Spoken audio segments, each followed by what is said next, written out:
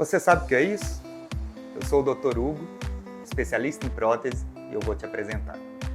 O bruxismo, placa de bruxismo, é um dos artifícios que existem para nós tratarmos o bruxismo e prevenir lesões musculares, dor de cabeça, dor de pescoço, dor em articulação, desgaste de dente, abfração, fratura de raiz de dente. Tudo isso é protegido com a placa de bruxismo. Você tem bruxismo? Marca uma consulta no Odontocentro.